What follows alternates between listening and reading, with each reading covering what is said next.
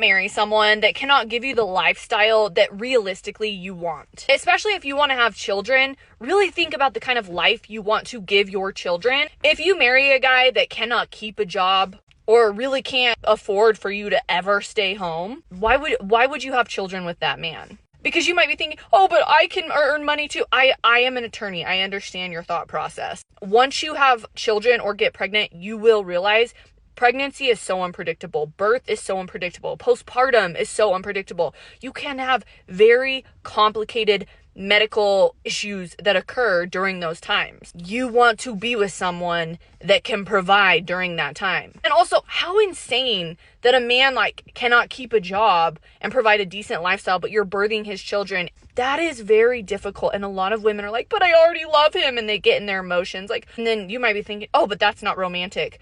If all you rely on is romance and emotion for the decision of who you marry, you are being extremely foolish. I do divorce and custody as an attorney, and I can tell you that's a quick way to ruin your life. Just base everything off of romance and feeling. Use logic, use wisdom. Be honest about the kind of life you think your future children deserve and the lifestyle that you actually want. I'm not saying only marry for lifestyle, also marry for values, someone that you enjoy, but you have to consider lifestyle. Do not. This is tough, right? Where do you really start on something like this? Because what she's saying actually makes sense, right? There's when you're just looking at the surface level, it makes sense. Marry for lifestyle. He should be able to do X, Y, and Z. Yeah, that makes sense, But when you look at it from the male point of view, what is a man sort of getting out of this, right? If you're saying don't marry into struggle, doesn't that also hold true for men? Don't marry into struggle. Just what does a struggling woman look like? And we don't really have a definition for that universal definition as we understand what a struggling man is, right? That's very concrete in our sort of society. But we rarely classify women in the same sort of sense that this is not a woman that's going to bring you any type of value, any real value to your life. This is just another burden. We still have trouble looking at women in that same critical light. And we're going to play this again so we can dissect a couple of things. But mainly, what I wanted to point out is when she's saying something like this, and we hear this sort of thing a lot, what we don't hear, we never really hear what the man gets out of it. Where's the benefit for a man being in this relationship or marrying a woman? If you're saying that he's supposed to provide a lifestyle and he's supposed to envision that and then make your selection of who you're going to marry to buy that, that's cool. We never shame people for what they want. What does a man get out of this? So before we continue, like, comment, subscribe, hit that notification bell so you don't miss no uploads. Still trying to do 2 a day. If you're just seeing this, you subscribed to the channel for a while, you're OG, it's a notification bell. YouTube does what YouTube does, and there's nothing we can do to fight that. We just got to go back and check it again and again and again. Now, I highlighted this video because there's a lot of critical things that she mentions, right? And I want to tie this back into originally what the red pill was about. Red pill is about you as a man having an awareness that this is how women think. And for women, this may seem like a trip. Like, of course, this is how women think. We've always thought like this. We didn't know. We didn't know. We thought it was about love. We thought it was about feelings. We thought it was about seeing the potential in a man and the hallmark sort of channel outcome. We didn't know women could be pragmatic, right? And this is what she's doing as an attorney, as a woman. She's being pragmatic. If there's a certain lifestyle I want, and I need that a man to provide that, then I need to choose accordingly. That's fine. Again, we don't ding people for what it is they want, what it is they're looking for. We just try to bring that more in line with the truth, or look at the other side of it and say, for a man being able to provide this, right? Because she mentions a lot of things are being changeable, right? Birth, postpartum, it's a lot of things that will have a woman change her mind because, well, hormones or just the physical nature of giving birth. What men are looking at in this sense, what they're having trouble finding is, where's their security for them? Where's that same sort of sense in saying, if everything is changeable, or so many things are critically changeable that are critical to our marriage, that you can change this way, or if I cannot provide in one way or another, or I fail to provide, in some fashion or another, the way that you've sort of envisioned, this can be over. But men look at this and say, where's my security? And I know it's not something that we're supposed to talk about. It's something we're supposed to take on the chin and just keep on moving. But the reality is, a lot of men are waking up and saying, I don't understand why I would engage in something like this, especially when you see the rate of, single parenthood. So it's not as if having a marriage or getting married is a critical first step to having children. Most people bypassing that step if there's an order, if you look at it as an order. So if I want to have a child, it seems like the almost one of the easiest things to do today. Now, getting married seems like it's one of those things that's plagued with so many different errors, so many different problems. Why would a man today, as she described it, be able to take care of you where you can stay home just in case it's necessary, just in case you desire it, and still maintain everything in the house, also help maintain you when you don't feel up to it, when you don't feel right, or postpartum hits, you still need a man to be there. Men are looking and saying, I understand a lot of these things. And we've been sort of taught that very thing.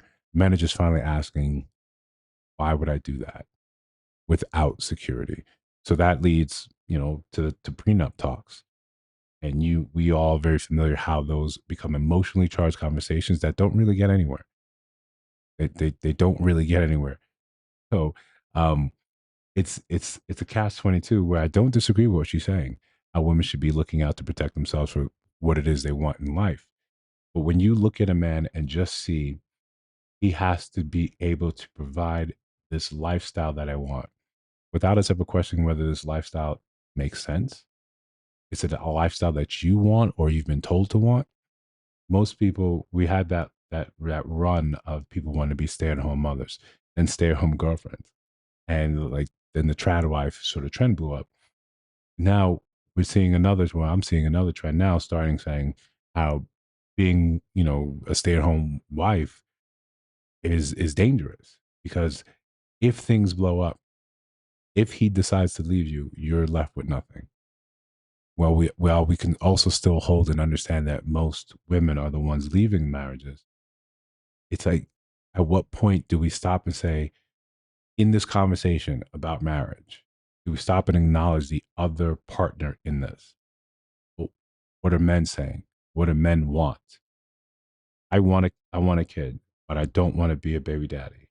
I don't want to build a life together that you know, this is not discrediting work at home, but if it's something that we both do, because I'm not a fan of saying man should have you go out and you work and you don't do any sort of chores. I think we understand that we do that now.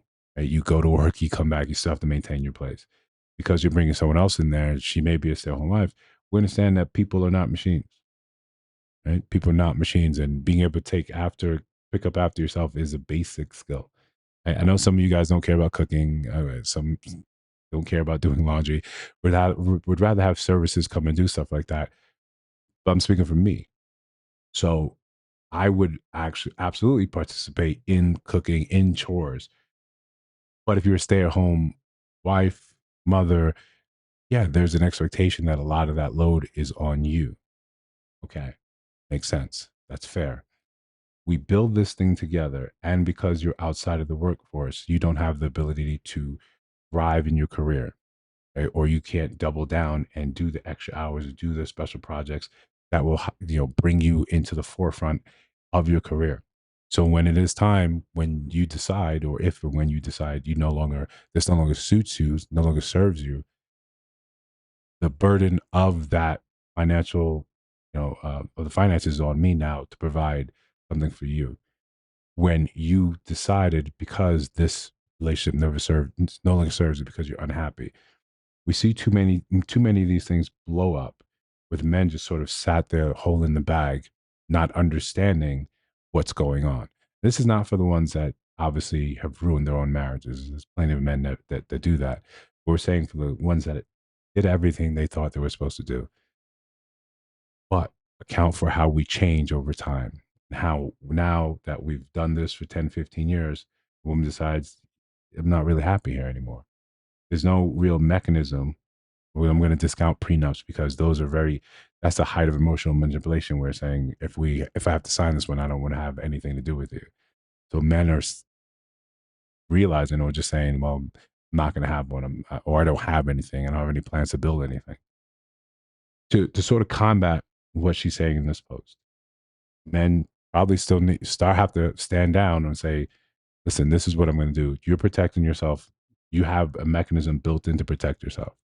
You're looking at me to provide a certain type of lifestyle, and that's fine.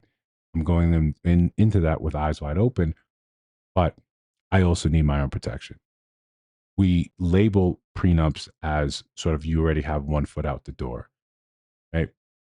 We always ignore that the system is already set up to give a woman one foot out the door and a financial windfall, a way to make herself steady, even when it comes down to splitting time custody with the children. Realistically, if women are being pragmatic, and they always have been, this is what the red pill was supposed to be about, that you open your eyes and you be pragmatic and you see the same things. Listen, if you think I missed something, let me know down in the comments. Of course, if you see videos on your screen right now, take a look at those. Let me know what you think of those as well. And if you listen to sound my voice after me ranting for about 11 and a half minutes, you haven't subscribed, you probably should just subscribe. Get on the train. I'll see you guys next one.